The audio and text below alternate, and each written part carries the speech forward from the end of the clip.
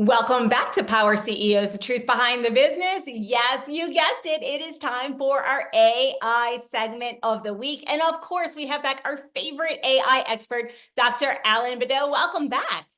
Hi, Janice. Great to be here.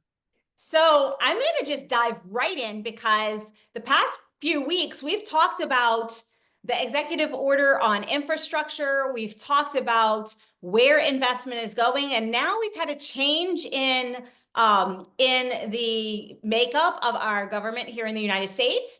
And with the new executive in, what he did was surprising to me. He revoked a prior executive order on ethical and regulations regarding guardrails on artificial intelligence development. So I wanted to kind of get your weigh in on that, because one of the things we talk about a lot is how we can ethically do this in our business. What do we need in place so that we can make sure we're doing what we intend and causing no harm? And one of the biggest areas is healthcare, where this is really going to hit. So what are your thoughts on that? What are you seeing? What are you thinking? What are you hearing? And where do you think we should go from here? Yeah, and it surprised me a little bit that he rescinded that one simply because there's all these regulations around your digital identity, your access, what things are supposed to be able to do versus not be able to do. And I think what it really signals is that he's going to continue to push that the markets, the commercial industries, that non-government entity is going to be responsible for those, and he wants to pull government out of that particular area. And I think in a lot of ways that makes a lot of sense, because if you look at from technology breakthroughs, if you look at really where the R&D money is going to go, that's a lot of it. And getting government out of the way, I think, is going to help stimulate that some, because there are a lot of folks that were really worried about what happens with if a model goes awry, and what are the ramifications around that and stuff like that. And I think he's really going to just rely on the commercial sector to drive the majority of that. And I think, in some ways that's great. In other ways that, it's a little worrisome, but in, most of it, I'd say it's definitely a positive. Yeah, I tend to find that sometimes regulation slows all kinds of innovation because of that fear factor as well. There's already a lot of fear factor. So what do we have to think about on the business side of things now that there's not somebody who's putting up those roadblocks, and we're thinking about, for example, developing or integrating this in? What do we have to do, and what do we really have to focus on as business owners moving forward? Yeah, and I think it's going to change the market a little bit from how AI is propagated throughout the rest of industry, but also how the government's going to use it. I've worked on AI overseas, supported the UK, supported Australia, Japan. The US is behind.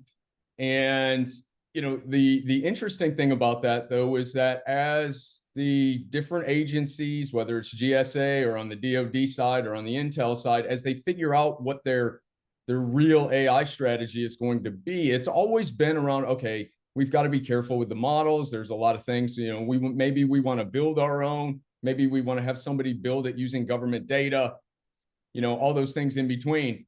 I think that's going to open it up a little bit. It's going to loosen the reins that these agencies have put on some of these different models and how they're supposed to be used. And I think that creates a lot of opportunity for small businesses to, if this is your first time doing something on the government space, might not be a bad time to jump in.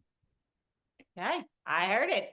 There's also a little bit of fear around some of the other actions that were taken, the hiring freeze in government employees and all. And I took that as a signal as, hey, we're shifting this to the private sector, but there's people who have been looking at getting into government contracting going, but what does that mean for us as government contractors?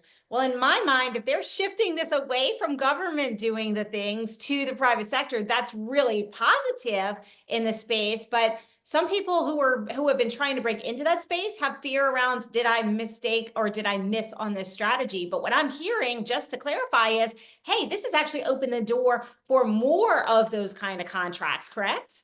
That's right. And the great thing is that when the government has a hiring freeze, usually that means that money goes to the contractors. They don't usually have hiring freezes. Now, this is a different time though with this, when you think about it more, globally, that, we are also having budget issues and all those things in between, which also means that we're going to have to do things smarter. We're going to have to use AI and automation significantly more. And driving that innovation out to the commercial sector is something that the federal government has struggled with it many times in the past. And I think the only way we're going to get there now is to do that and really put full steam, ahead behind, our industrial complex and drive that forward. And whether that's partnerships with the DOE or the DOD or, GSA or even some of those other agencies, they are going to be looking for commercial-based solutions that they can deploy quickly. And if we don't take advantage of that, then you're missing an opportunity, because I don't think an opportunity like this for AI is going to come out again for a long time. I couldn't agree more. And now I want to shift towards what has happened since the inauguration. And just, yes, like one day later, we have the announcement of 500 billion, yes, that's with a B, folks, in AI infrastructure investment within the United States alone. And we have the three firms that created Stargate, who've all, they've committed $100 billion to infrastructure. And so we're basically signaling that, hey guys, it's time for us to take over and dominate this from an infrastructure standpoint, because if we don't have the infrastructure, which all the AI companies have been talking about for a while, they've been trying to sound the alarm and say, hey, we need more infrastructure, we need power, we need water, we need all the things that go into the data center, and we need the actual data centers as well. So talk to me about what this means, because it signals to me that we are looking to truly invest in the virtual as well as physical infrastructure and the resources needed, and that we're actually committed to that, at least for the next 2 years.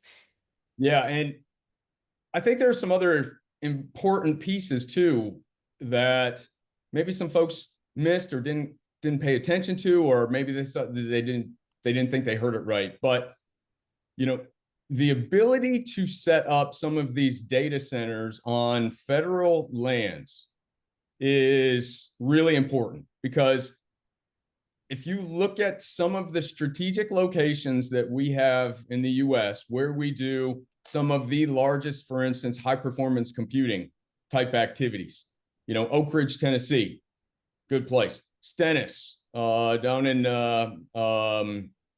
Louisiana, huge data centers down there, right? And they have a DoD presence, and there are, some other key strategic locations throughout the US. They also have an abundance of power going into them.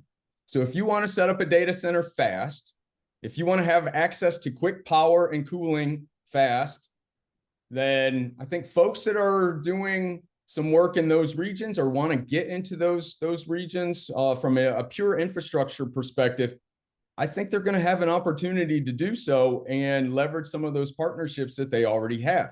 It's important. We talked about this a couple of weeks ago. You can't spend 3, 4, 5 years trying to get everything together and build a data center from there, right? I mean, these other places are ready to go. They've got, probably, Oak Ridge usually has one of 3, top 5 supercomputers in the world, right? And that's huge. NASA Ames is another good example where, with the systems that they have out there and Google's location and all that stuff. So those opportunities are really going to become spheres of influence, I think, and from an infrastructure perspective, and then grow from there. Fairmont, West Virginia, for example, has, different satellite stations, and they've got one of NOAA's high performance computers, and they've got the Department of Energy stuff and another high performance computer. So, look at those areas strategically, see if you can find some partnerships, and then run with them.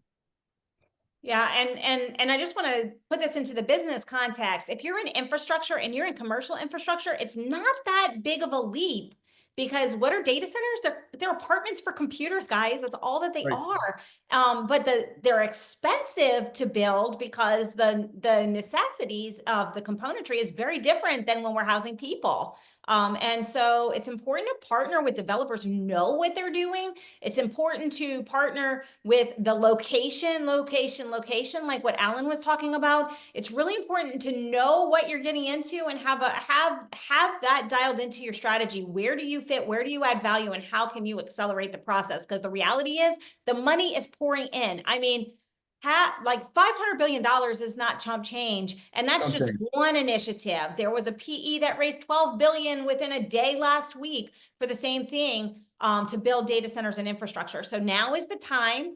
And keep in mind, data centers don't go up overnight.